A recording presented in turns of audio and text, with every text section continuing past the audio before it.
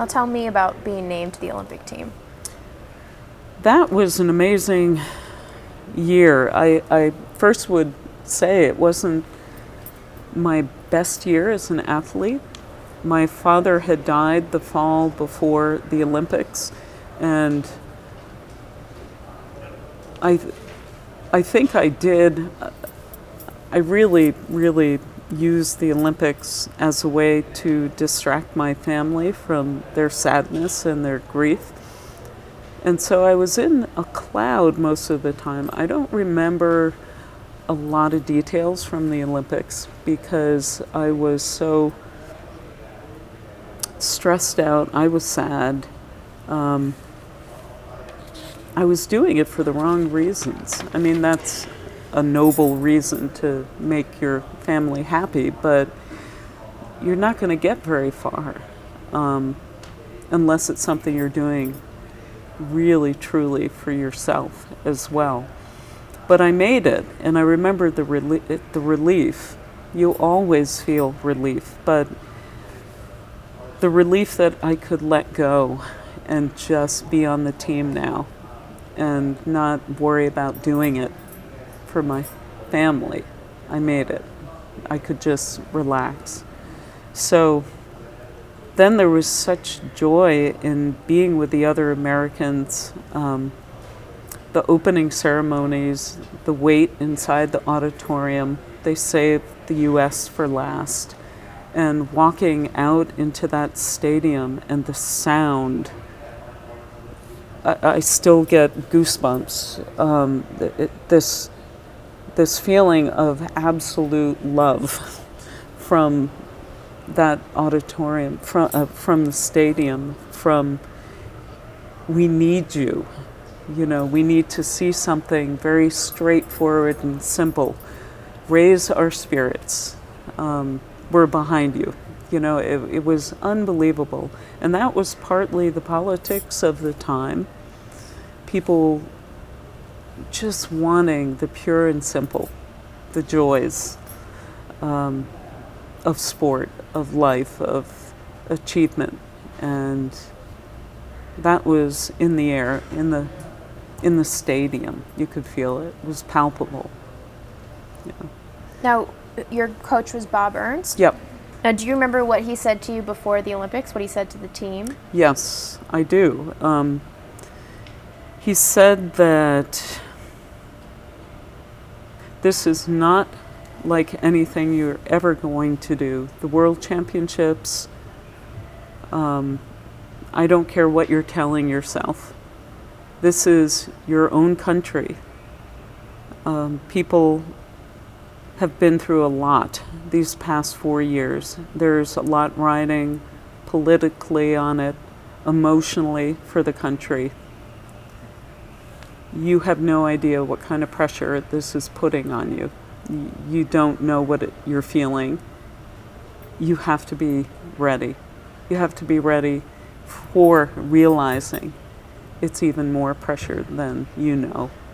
And I remember him saying that over and over again, not to make us stressed out, but for us to be prepared for a surprise in our psyches, in our energy, and to be prepared to know how to race with that. And to be able to, every practice, prepare to be more connected to one another through the stroke, to create a stronger rhythm in the boat, to compensate for that moment where we might lose connection technically, and how were we going to find each other again? And it had to be in a very palpable way. And that indeed happened. We won, but if you talk to each of us, it did not feel good. You know, the rhythm was not as strong as it should be, but we were prepared for that and didn't let that bother us. You know, bothered us, but it's like, okay, this is how we've got to race. So That's what we need to do. And we did. So I'm forever grateful to him for saying that. You know, it was a level of understanding that was subtle, and he expressed it very clearly. And each of us had to make meaning of it and figure out what we were going to do. So it was good. So do you know Yeah. the race is on YouTube? No. It's I on watched YouTube. it this morning. YouTube? Oh my And God. it looked like there was a part for some of the race that you were behind to Romania. Yep. Yep. What was happening in the boat during that last surge? If you could describe it, I don't know if it was calls from the coxswain or what, but what led you to first on a more technical level? If you watch the Romanians, they're really, really, really rough and so powerful. I think that even though it wasn't our best race, there was a level of technique and also kind of almost like a business relationship. We didn't necessarily like each other or like best friends, but we're totally committed to each other. So I remember Betsy, our coxswain, just saying, like, it's goddamn now or never. You know, it's here. Do it. Unleash it. And I think especially the group that was done, you know, just were on fire. Like, God damn it, I'm not going another 4 years. We're here. We can do it. And just that little extra anger, I don't know if it might have been a little anger and rage for a couple of people. And then the rest of us just not giving in, not getting caught in our heads. Just pure power.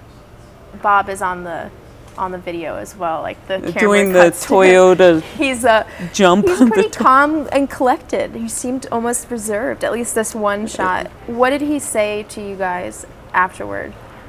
I don't remember. You know, I just remember him being so moved. And he was not that kind of guy. And there's an interview with, God, what's the guy? I can't remember his name now, but ABC. And he sounds like he's crying. His voice catches a little bit. He was very proud of us. We had our 30th reunion last August, and you know, you can feel it, and still, he has a lot of respect for each of us. You would never have known at that time how much he actually understood each of us, but he did, and he still carries that love and respect, and you know, it's a gift. He saved all the shoes in the boat. We still have the actual physical shell we raced in. He keeps it out in Seattle, and he took all the shoes out and saved them in his garage and gave them to us at our 20th reunion. Wow. So